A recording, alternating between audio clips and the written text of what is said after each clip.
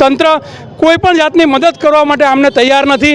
આજે બિલ્ડરના ઘરે અમે આવ્યા છીએ અને જ્યાં સુધી એમને ઘરની સામે એમના મકાનની કિંમત પ્રમાણેની કિંમત જ્યાં સુધી નહીં મળે ત્યાં સુધી બિલ્ડર સામે અમે લડતા રહીશું। આ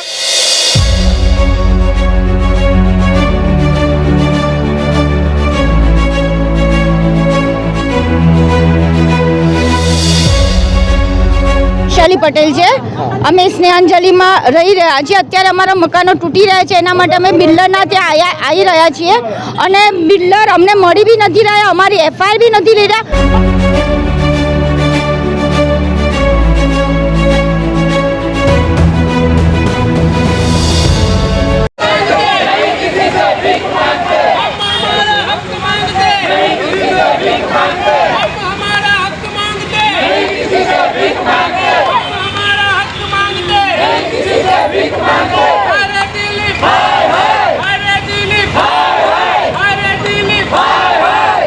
ગયા હતા 2-3 દિવસથી અમે બધા રોજ જઈ રહ્યા છે। પોલીસવાળા એમ કહી રહ્યા છે કે અમે એમની તપાસ કરી રહ્યા છે, ઇન્વેસ્ટિગેશન ચાલુ છે, પણ શું અમારા મકાનો તૂટશે પછી ઇન્વેસ્ટિગેશન થવામાં આવશે? હજી સુધી કશું રિઝલ્ટ મળ્યું જ નથી અને બિલ્ડર તો છે જ નહીં।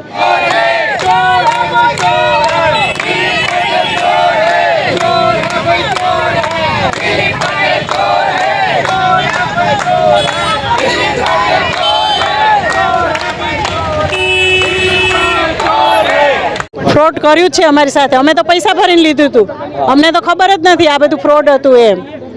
જ્યારે પાડવા આવ્યો મકાન ત્યારે અમને ખબર પડી।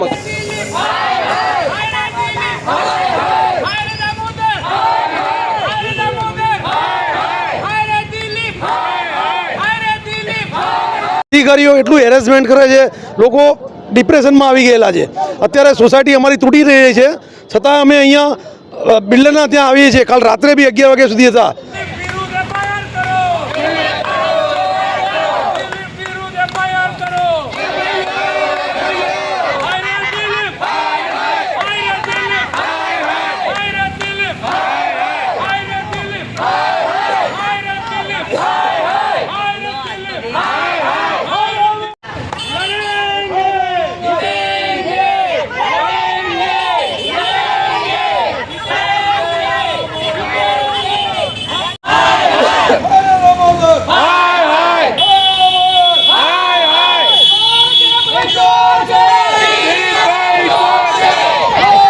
નમસ્કાર દર્શક મિત્રો, ન્યૂઝ ફોર ગુજરાતમાં આપનું સ્વાગત છે।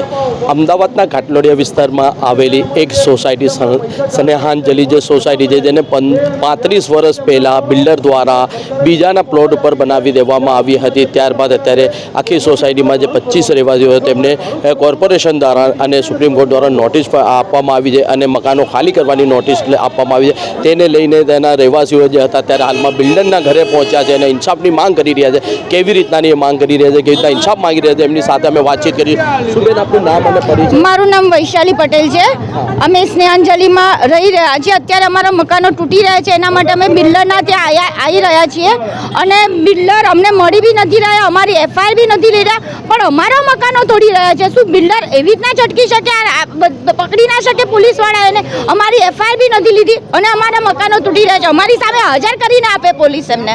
તો તમે પોલીસ સ્ટેશન ગયા હતા આના વિશે? ગયા હતા, અમે પોલીસમાં ગયા હતા। 2-3 દિવસથી અમે બધા રોજ જઈ રહ્યા છે। પોલીસવાળા એમ કહી રહ્યા છે કે અમે એમની તપાસ કરી રહ્યા છે, ઇન્વેસ્ટિગેશન ચાલુ છે, પણ શું અમારા મકાનો તૂટશે પછી ઇન્વેસ્ટિગેશન થવામાં આવશે? હજી સુધી કશું રિઝલ્ટ મળ્યું જ નથી અને બિલ્ડર તો છે જ નહીં।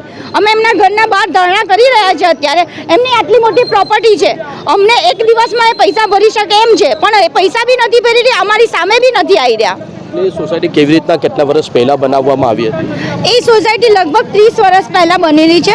હું તો મેરેજ કરીને આવી પછી રહી છું, પણ ત્યારથી કેસ ચાલતો હતો। ત્યારે બિલ્ડર કે અમે કરીશું કરીને અમારા અત્યારે મકાન તૂટી રહ્યા છે, તો બી અમારી સાથે નથી ને અમને કશું નથી કરી આપ્યું અને અમે તો રોડ ઉપર આવી રહ્યા છીએ ને। અત્યારે તમે બિલ્ડરના ઘરે આવ્યા તો બિલ્ડરના ઘરે કોણ મળ્યું તમને? એમના મમ્મી મળ્યા હતા। એમના મમ્મી એવું કહે છે મને તો કશી ખબર જ નથી, એ છે જ નહીં, 2 દિવસથી આવ્યા જ નથી એવું કહેવામાં આવે છે એમના ઘરેથી। તો અને મેરેજમાં જે શું કમુરતામાં મેરેજ હોય? જેમ કે અત્યારે હાલમાં તમામ મહિલાઓ અને જે રહેવાસીઓ હતા તમામ લોકો અહીંયા બિલ્ડરના ઘરે આવ્યા છે. તો જો બિલ્ડર જો કે એમને મળ્યો નથી ને આ લોકોની એક જ માંગ છે કે અમને મકાન સામે મકાન પાડવામાં આવે કેવી રીતે પણ અને અમારી સાથે ઇન્સાફ કરવામાં આવે. જો કે અમે પોલીસ સ્ટેશન પણ જઈ રહ્યા છે અને અમારી એફઆઈઆર લેવામાં નથી આવતી અને ત્યાંથી એવું કહેવામાં આવી રહ્યું કે હજુ તપાસ ચાલુ છે. તો હજુ બીજા બેન પણ અહીંયા છે એમની સાથે પણ અમે વાતચીત કરીશું. શું કહેશો બેન, આપણું કયા નંબરનું મકાન હતું ને કેવી રીતના ફ્રોડ બિલ્ડર દ્વારા કરવામાં આવ્યું? 18 નંબર છે અમારું. બિલ્ડર દ્વારા કેવી રીતના ફ્રોડ કરવામાં આવ્યું? ફ્રોડ કર્યું જ છે અમારી સાથે. અમે તો પૈસા ભરીને લીધું હતું. અમને તો ખબર જ નથી આ બધું ફ્રોડ હતું એમ. જ્યારે પાડવા આવ્યો મકાન ત્યારે અમને ખબર પડી. મકાન છે સોસાયટીમાં 25 છે બંગલા. 25 બંગલા છે. 25 યારે ફ્રોડ જ કર્યું છે. બિલ્ડરે જ કર્યું છે ફ્રોડ. બિલ્ડરે જ કર્યું. માંગ છે બસ અમને અમારું મકાન જોઈએ. બસ ફ્રોડ કર્યું છે. અમારે મકાન જ જોઈએ. બસ અમારો હક જોઈએ અમને. બસ અમારે બીજું કાંઈ નથી જોતું. બસ અત્યારે બિલ્ડરને તમે ઘરે આવ્યા તો બિલ્ડરને ત્યાંથી ના નથી. બિલ્ડર છે જ નહીં. ઘરે જ નથી. ભાગી ગયા છે. બિલ્ડર ભાગી ગયા છે. ફરાર છે. જો કે આમ આદમી પાર્ટીના અહીં કાર્યકર્તા પણ અમારી સાથે જોડાય છે. એમની સાથે પણ અમે વાતચીત કરીશું. શું છે બિલ્ડરની રીતે કેવી રીતે બિલ્ડર દ્વારા મકાન ઇલીગલી રીતે બનાવી આપવામાં આવ્યું હતું અને કેટલા વર્ષ પહેલા બનાવ્યા હતા? લગભગ 40 વર્ષ પહેલાં બિલ્ડરે કોઈના પ્લોટ ઉપર મકાન બનાવી અને આમને ફાળવી દીધા હતા અને એને બીજાના પ્લોટ ઉપર તો મકાન બનાવ્યા પણ એના પોતાના પ્લોટમાં પણ મકાન બનાવી મતલબ બંને જગ્યાએ મકાન બનાવી એને વેચી નાખ્યા હતા. રહીશો કેટલાય ટાઈમથી લડે છે. આજે કોર્પોરેશન તંત્ર દ્વારા એમને બોલાવી અને પેપર ઉપર સહી કરાવી લીધી છે કે ભાઈ તમે આ મકાન ખાલી કરો, તમને કશું જ નહીં મળે. એ લોકો ગૃહમંત્રી હર્ષ સંઘવી સાહેબને ત્યાં મળેલા છે, મુખ્યમંત્રીને મળેલા છે, ડીસીપીને મળ્યા છે પણ તંત્ર કોઈ પણ એફઆઈઆર નોંધવા માટે તૈયાર નથી. આ લોકોના મકાનની જે કિંમત છે એ 2 થી 2.5 કરોડ રૂપિયા છે બરાબર. એની સામે એમને વૈકલ્પિક વ્યવસ્થા આપેલી છે જે ખૂબ ખરાબ હાલતમાં છે અને ત્યાં બી એમને ભાડું ભરવાનું. તો ભાડું ભરીને બી એ લોકો જાતે ગમે ત્યાં મકાન લઈ શકે છે. તંત્ર કોઈ પણ જાતની મદદ કરવા માટે અમને તૈયાર નથી. આજે બિલ્ડરના ઘરે અમે આવ્યા છીએ અને જ્યાં સુધી એમને ઘરની સામે એમના મકાનની કિંમત પ્રમાણેની કિંમત જ્યાં સુધી નહીં મળે ત્યાં સુધી બિલ્ડર સામે અમે લડતા રહીશું. આ બિલ્ડર તમે જુઓ તો એની જોડે કરોડો રૂપિયા મતલબ હજારો કરોડની પ્રોપર્ટી છે બરાબર, છતાં પણ નાની એવી એમાઉન્ટ જે એને ભરવાની છે, જેણે ખોટું કર્યું છે પણ કોઈ પણ તંત્ર આ ફરિયાદ નોંધવા તૈયાર નથી. એનું કારણ એવું છે કે જો આ ફરિયાદ નોંધે તો એમાં ઔડાના ઘણા બધા અધિકારીઓ પણ સંડોવાયેલા છે, ઘણા બધા મોટા માથાઓ પણ સંડોવાયેલા છે, બધાના નામ ખુલે એવું છે. એટલે પોલીસ તંત્ર છે એ એફઆઈઆર નથી નોંધતી અને એવા નાટક કરે છે કે અમે તપાસ કરીએ છીએ. આ દિલીપ પટેલ બિલ્ડર છે એ અમેરિકાથી અત્યારે આવ્યો છે બરાબર. જે પોલીસ તંત્ર રાહ જોઈને બેઠી છે કે અમેરિકા પાછો જતો રહે પછી એફઆઈઆર નોંધીએ. એટલે તંત્ર મળેલું છે. કોઈ સંજોગોમાં આ લોકો એફઆઈઆર નોંધતા નથી. જ્યારે સામાન્ય માણસ જો એફઆઈઆર નોંધવા જાય તો એ હંમેશા ગલ્લા તલ્લા કરતા હોય છે.